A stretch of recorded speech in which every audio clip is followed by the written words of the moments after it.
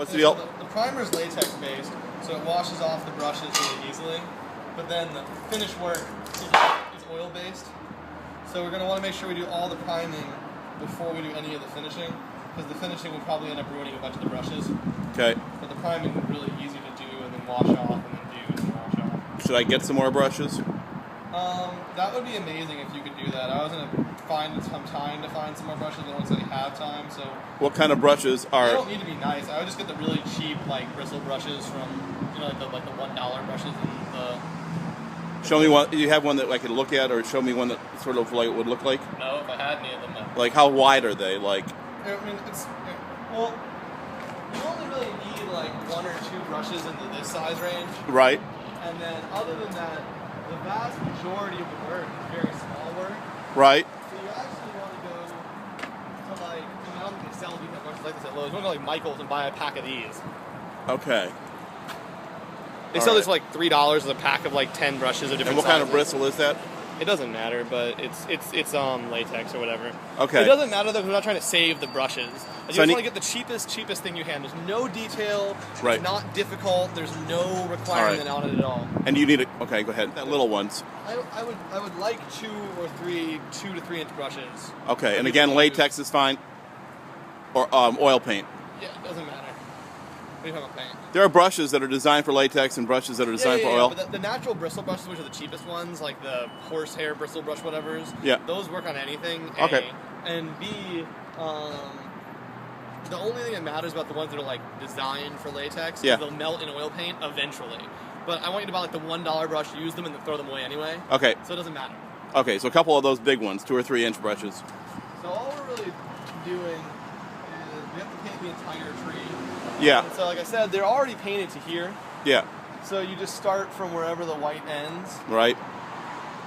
And go back. And that is the Zinsser primer. Yeah, it's just the Zinsser primer. I mean, you're just going to do this for 2 coats and then come back and use the Rust-Oleum for 2 coats. And you said the primer dries real fast. It's a water base. Yeah, it's most all primers, because latex can go on latex. Yeah. But oil can only go on latex. Latex can only go on latex. Right. Yeah. Oil can go on either. Yeah. So primers are always latex / water based, whatever. So like, see, I don't know if you can see on this one. Yeah, you can. It's got some burn on it. Yeah.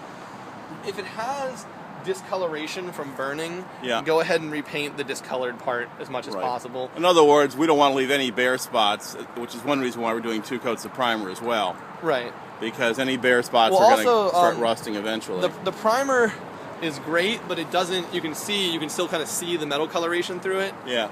In one coat, no matter how generous I've been with the paint, I've never been able to get rid of that.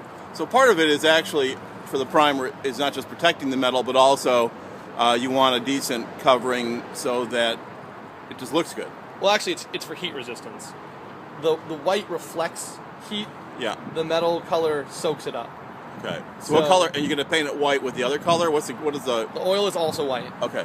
So this will be all white. Yeah, it's gonna basically look just like this area looks like right now. Okay. Is there any part of it that's done?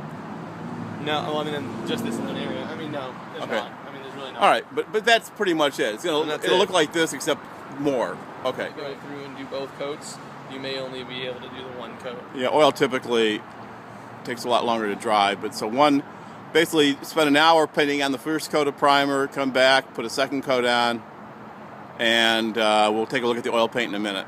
Oh, at the ends, yeah. Are you trying to get inside, or what are you doing? I don't really care. I want to get the lip so it looks all white. Yeah. The inside, if it's available, if you can reach it with a paintbrush, and you can do the first couple inches or whatever, that's good. Yeah. But the thing is, the main piping is such heavy duty.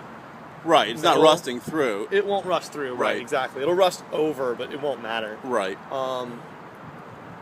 And I'm actually, I mean, the surface is, and this is intentional, pseudo-porous, meaning there are cuts and holes in it. Yeah. So the rust is going to kind of leak out when it rains. Right. And it's going to give it this kind of white, barky color over time. Right. That the white will actually absorb this kind of rust coloring. Right. But very lightly. It's like kind of a light, variated, naturalistic, automatically applied by the weather coloration. Right. But we are concerned about, durability over time, because some of the wires are fairly thin. And we definitely don't want those rusting through because they'll break off. Right. So we're worried about the little wires Yeah. for actual structural purposes. Right. The big piece is the big ones Yeah. here are all about heat and visuals. Right. Well, yeah. I mean, because you're whether you've welded, that's real critical too. But okay, so